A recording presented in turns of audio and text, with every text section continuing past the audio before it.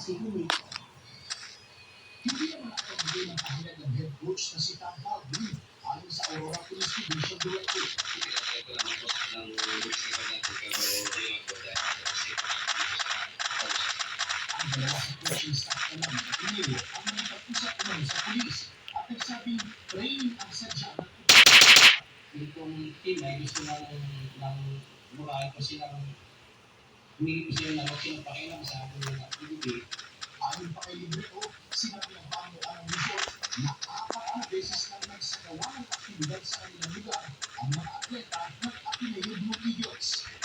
Hindi na naman ang dati ng resort na 3 taon nang ginagawa ng Ateneo basketball team ang activity sa kanilang resort. For their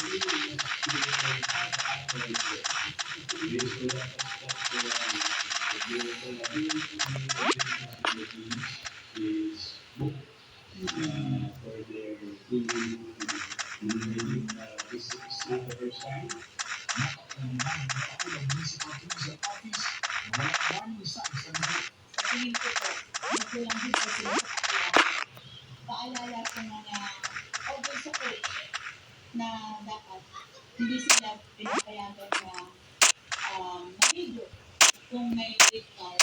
Kaya, ang sabi naman po ng coach ay hindi siyang bumasa ng gift card ng dagat.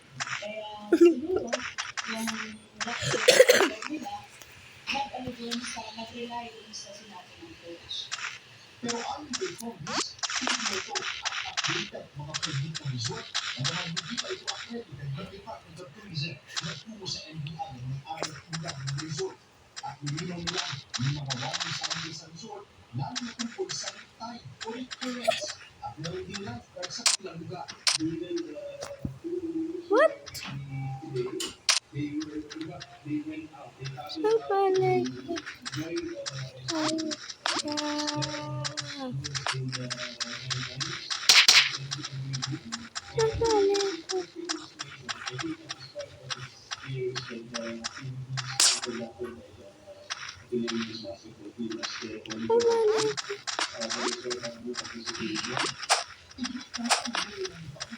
Na hindi na ipapagbayad sa kanila ang universidad o ang coach ng mga atletang magsawa ng team building activity sa lugar.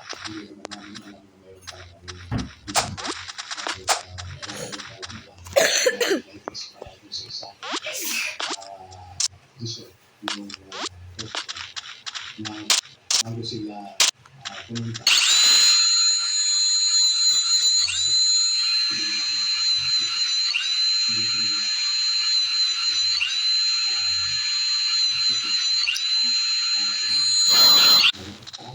Sila ay nanatili ng araw para sa kanilang team.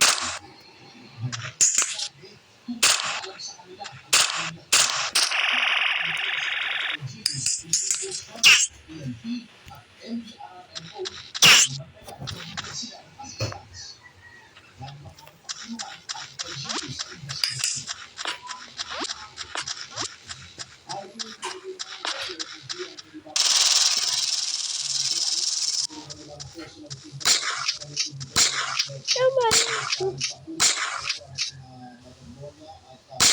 Si Aditi, kasi ang hindi pa pinangalanan ng CIDG mga POI, ang sabi nila ay kasama sila sa kutunan na pumunta dito sa Aurora. Naglabas na rin ng sabina ang CIDG para rin sa nasa lawang individual kasama rin sila ng coaching staff para rin sa nila ginagawang fact-finding.